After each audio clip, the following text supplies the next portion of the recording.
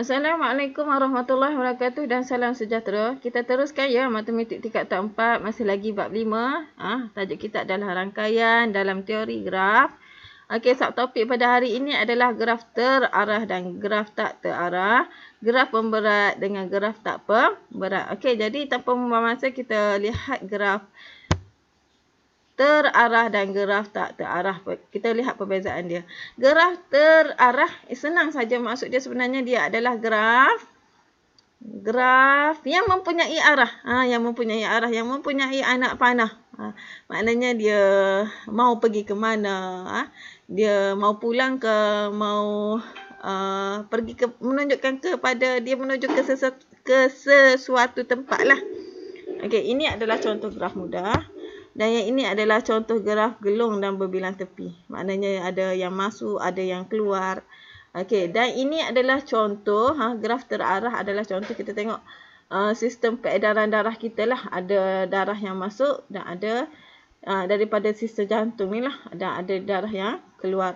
Maknanya yang ni adalah darah teroksigen. Yang masuk adalah darah yang beroksigen, yang mempunyai oksigen bila kita sedut nafas. Dan bila kita hembus nafas adalah darah yang tidak mempunyai oksigen. Ini adalah contoh graf terarah yang mempunyai arah. Okey, seterusnya kita tengok graf tak terarah. Graf tak terarah ni adalah graf yang tidak mempunyai arah. Ini contoh dia. Dia tidak mempunyai arah, dia hanya menunjukkan sesuatu tempat ataupun sesuatu titik sahaja. Okey, menunjukkan sesuatu tempat ataupun sesuatu titik, dia tidak mempunyai arah. Okey, contohnya lagi. Okey, yang 800, 850, 500 ni pemberat. Ini sama juga, dia tidak mempunyai arah. Dia tidak mempunyai arah. Contoh dia adalah, okey, ini adalah menunjukkan sistem pengangkutan jalan. Ni bucu ni. Ni adalah bucu. Ni mewakili tempat ni. Bulat. Okey, kalau kita perhatikan yang warna biru ni adalah KTM. Kalau yang ada pergi ke KL, biasanya akan nampaklah benda ni. Okey, kemudian yang warna kuning, itu adalah Rapid KL. Yang warna ungu ni LRT. Ini adalah dia punya laluan lah. Laluan pengangkutan. Maksudnya di sini dia tidak menunjukkan arah. Dia hanya menunjukkan laluan sahaja. Menunjukkan laluan saja. Tetapi apabila dia bagi tahu dia mau pergi daripada Putrajaya ke Seremban. Bila dia menunjukkan ke Seremban, maknanya dia pergi. Bila pergi dia mempunyai anak panah.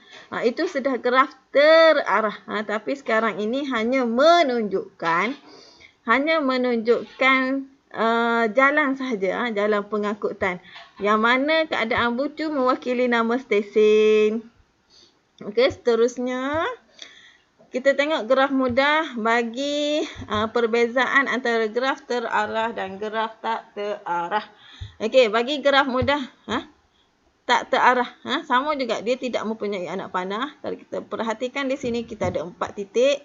Titik kita adalah A, B, C. Ada 4 A, B, C, D. Manakala kemudian kita punya garis, nama garis A, B, A, C, B, C, C, D. Maknanya kita bebas. Boleh juga saya nak tulis B, A, B, C, C, A, C, D. Selain daripada ni. Bebas. Kenapa? Sebab dia tidak mempunyai anak panah. Selain daripada ni saya mau tulis B, A. Ini C, A. C, B. Ni D, C. Boleh. Sebab apa? Sebab dia tidak mempunyai anak panah. Maknanya bebas. Untuk yang ni kita mau label dia macam mana, kita mau tulis macam mana, dia punya bebas. Maknanya ada banyak jawapan lah. Kalau jawapan kamu dengan kawan kamu ataupun kamu semak buku lain dengan jawapan buku kamu, jawapan kamu juga diterima. Selagi mana mengikut soalan dia lah.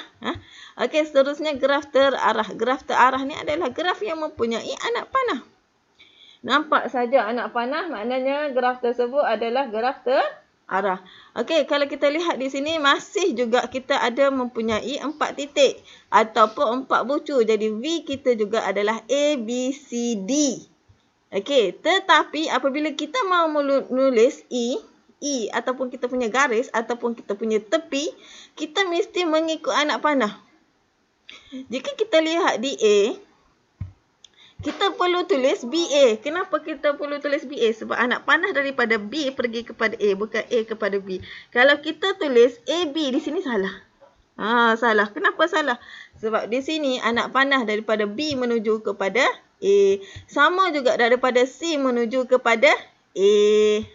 Seterusnya B, anak panah B kepada C.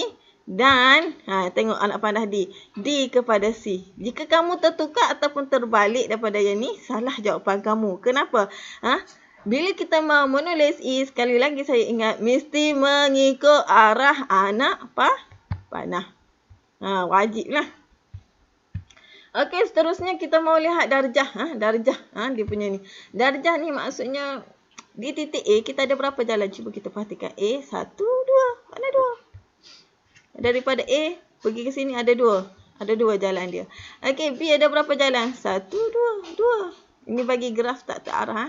C 1, 2, 3. D ada 1 sahaja jalan. Jadi kita tambah semua. 2 tambah 2, 4. 4 tambah 3, 7. 7 tambah 1, 8. Okey, bagi graf terarah pula. Dia punya darjah mesti ikut anak panah. Kita ada 1 anak panah keluar dan 1 anak panah masuk. 1 anak panah masuk ni kita panggil in. Dan anak panah yang keluar ini kita panggil out. Anak panah keluar daripada titik ni kita panggil out. Anak panah yang masuk daripada titik ni kita panggil in. Okey, jika kita perhatikan yang A. Perhatikan titik A.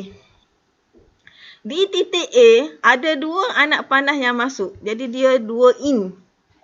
Dan di titik A, tiada anak panah yang keluar. Jadi 2 kosong lah. Out dia kosong. Dan jika kita perhatikan di B, ada yang ni keluar. Yang ni juga keluar. Maknanya ada 2 keluar dan kosong yang masuk. Tiada yang masuk in kosong, out 2. Okey, seterusnya di titik C. Di titik C, perhatikan anak panah yang masuk ada 2. Dan anak panah yang keluar ada 1. Sama juga bagi titik D. Di D, anak panah yang out adalah 1. Yang in tiada, makna kosong 1. Jadi kita tambahlah semua. 2, 2, 1, 1. Jadi jawapan dia adalah 8. Okey, seterusnya kita tengok bagi graf gelung dan berbilang tepi. Kita tengok perbezaan dia juga. Sama juga bagi graf terarah dan bagi graf tak terarah. Bagi graf tak terarah, sama juga dia punya titik ataupun V ataupun dia punya bucu. P, Q, R, S. Ada 5 bucu. Macam mana kita mau tulis E kita ataupun kita punya garis kita. Bebas juga. P, Q, P, T. Di T ni ada gelung. Makna TT. Dia ada bulatan di sini. Jalan bulatan di sini. Makna TT. Dan di QR ini kita ada berbilang tepi. Ada dua jalan lah. Maknanya kita boleh tulis S. QR. Ini QR ni maksudnya ada 2 lah. QR. Maknanya di sini berbilang tepi. Tetapi bagi graf yang terarah, sama juga titik dia tetap sama, bucu dia tetap sama. Tetapi bila kita mau menulis E, mesti ikut anak panah. Anak panah daripada T, PQ, QR, RQ. Tengok daripada berbilang tepi dia tadi. Dia ikut anak panah. RQ, QR, RQ. Ni berbilang tepi. Dia beza dengan tak terarah. Kalau tak terarah dia sama saja. Ni QR, ni QR. Tapi bagi graf terarah, dia mesti ikut anak panah. 1 anak panah daripada QR dan 1 lagi anak panah daripada R ke Q. Kemudian S ke Q, TS. TT. Sama juga. Bagi gelung sama TT. Gelung tiada perbezaan. Yang perbezaannya berbilang tepi sahaja. Okey, seterusnya kita tengok bilangan darjah dia. Garis dia ada berapa jalan. P, 1, 2 ada 2 jalan. Q, 1, 2, 3, 4 ada 4 jalan. R, 1, 2, S, 1, 2, T. Di bulatan dia ni ada 2 jalan. Bagi bulatan, kita punya jalan ada 2. Ada 2. 1, 2, 3, 4. Jadi kita tambah semua 2 tambah 4, 6. 6 tambah 2, 8. 8 tambah 2, 10. 10 tambah 4, 14. Okey, bagi graf terarah pula. Kita tengok in dan out. Dia mesti kita perhatikan in dan out. Di titik P ada 1 yang masuk dan 1 keluar. Di titik Q,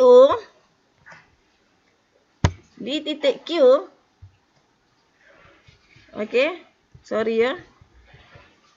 Dan di titik Q kita ada yang keluar, yang masuk 1, 2. Mana lagi Q masuk? 2 sahaja di sini ya. Masuk. 3 masuk. Ada 3 masuk dan 1 keluar. Di R, di titik R, 1 garis masuk dan 1 garis keluar. Di titik S, sama juga 1 masuk, 1 keluar. Dan di titik T, ni 1 masuk, 1 keluar. Bagi gelong ni, 1 masuk, 1 keluar ya. Di titik T, 1 masuk. Okey, 1 ni 1 masuk lah ni. Okey, dan 3 keluar. 1, 2, 1 lagi di gelung. 3. Jadi kita tambah semua dia jawapan dia adalah 14. Seterusnya kita tengok perbezaan graf berpemberat dengan graf tak berpemberat. Okey, perbezaan dia.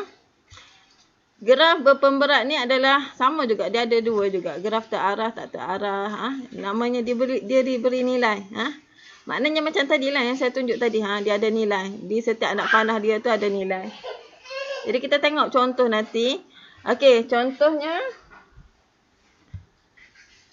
Tepi garis mewakili jarak di antara 2 bandar. Maknanya contohnya daripada KL ke Perak. Ada berapa kilometer. Daripada Sabah ke Sarawak berapa kilometer. Daripada Kuala Lumpur ke KK berapa masa yang diambil. Kemudian nilai arus elektrik, voltan ke dan kos. Kita boleh juga guna kos. Contohnya menaiki bas menaiki Rapid KL lah daripada Pudu pergi ke mana? Pergi ke Rawang contohnya. Ini contoh. Dia boleh mewakili macam-macam kalau pemberat. Sama juga graf tak pemberat. Tak pemberat ni dia tidak mempunyai nilai lah. Contohnya hierarki jawatan, peta alih, peta pokok, peta buih. Ataupun carta organisasi. Carta organisasi dia setiap dia punya alur tu, garis. Dia setiap punya garis tu dia tidak ada nilai lah. Dia tiada tulis 2 kilometer daripada jarak pengerusi dengan naik pengerusi. Tiada. Kita tidak tulis begitu. Maknanya dia tiada pemberat. Okey, seterusnya kita tengok contoh 7. Lukis graf terarah daripada maklumat. Okey, daripada maklumat dia bagi V, P, Q, R, S, T, U. Maknanya titik kita ada 6 titik P, Q, R, S, T, U. Dan kita punya E ataupun kita punya garis daripada PQ, PR, RQ, RS, SQ dan ST. Ingat graf terarah mesti ada anak panah. Anak panah dia tu mesti betul-betul merujuk apa yang dia bagi ni. Okey, jadi ni penting. Perhatikan dengan betul pasangan bucu yang menunjukkan arah bagi graf terarah. Okey, yang pertama PQ maknanya daripada P ke Q, PR, P ke R, RQ, R ke Q, SR, S ke R, SQ, S ke Q, ST, S ke T. Jadi macam mana kita mau buat? Sama juga titik P. P pergi kepada Q. Buat anak panah. Kemudian P pergi kepada R. Buat anak panah. Kemudian kita ada R kepada Q, kemudian kita ada satu titik baru S. Jadi kita buatlah satu lagi titik baru S. Maknanya S pergi kepada R. Kemudian S kepada Q dan S kepada T. Okey, habis sudah yang diberi. Tetapi bila kita perhatikan bilangan bucu kita sekarang ada berapa? 1, 2, 3, 4, 5. Dalam kita punya soalan, kita mahu berapa? 1, 2, 3, 4, 5, 6. Mesti ada 6 bucu. 7 bucu. 6 bucu. Yang di sini baru 5 bucu. Maknanya kita ada satu lagi bucu. Apa dia? U. U ini tidak berkait dengan apa-apa. Kamu kena tulis. Kamu kena pastikan dalam kamu punya jawapan mesti ikut yang ni, bucu dia. Walaupun U ini tidak pergi mana-mana. Dan dia tidak mempunyai pasangan. Kamu wajib tulis. Ini contoh saya. Ini yang saya buat dan ini contoh di dalam buku. Yang saya ke, yang dalam buku ke, kedua-dua jawapan betul. Selagi mana mematuhi syarat dia. Okey, seterusnya kita tengok satu lagi contoh. Masih lagi contoh 7. Sekarang dia menggunakan in dan out. Dan mempunyai gelung pada bucu Q dan RS. RS ialah berbilang tepi. Okey. Perhatikan di sini kita ada titik P, Q, RS. Maknanya kita ada 4 titik. Bucu kita ada 4 P, Q, RS. Jadi kita buatlah P, Q, RS. Di P, terpulanglah kepada kamu. Kamu nak letak macam mana. Okey, kemudian kita perhatikan di P ada satu. Okey, sini dulu. Mempunyai gelung pada bucu Q. Kita buat gelung, bulatan. Dan RS berbilang tepi. Tapi kita tidak boleh buat anak panah lagi sebab kita tidak tahu anak panah dia macam mana. Kita mesti ikut yang ni. Saya tak buat lagi anak panah ni. Kita mesti ikut yang ni. Kita tengok dulu yang ni. Yang masuk di P adalah 1 dan yang keluar adalah 1. Maknanya 1 garis masuk, 1 garis keluar. Saya tak buat rapat lagi sebab saya tidak tahu betul ke di S. Kalau betul di S, saya boleh sambung. Kalau salah di S, saya tidak boleh sambung. Yang ni kita kena teka-teka. Bagi yang in dan out, dia masuk macam ni, susah sikit lah. Agak, kamu kena berfikirlah dan kamu kena try and error. Kalau betul, in dan out dia barulah kita boleh sambung betul ataupun tidak. Okey, seterusnya kita tengok di titik Q. Q ada 3 masuk. Maknanya sini di bulatan ada 1 sudah yang masuk. Kemudian ada 1 lagi yang masuk. Ada 1 lagi. Makna 1, 2. Ada 2 sudah yang masuk dan 1 lagi yang masuk. Cukuplah 3. Dan yang keluar adalah 2. Di bulatan ni 1 masuk, 1 keluar. Makna 1 sudah keluar dan 1 lagi garis keluar. 1 lagi garis keluar di Q. Kemudian di R tiada yang masuk. Maknanya kedua-dua, ketiga-tiga. Makna ada 3 keluar. 1, 2. Ni 1, 2. Kemudian 1 lagi. 3 keluar. 1, 2, 3. Ada 3 yang keluar. Dan di S, mana S? Ada 3 masuk.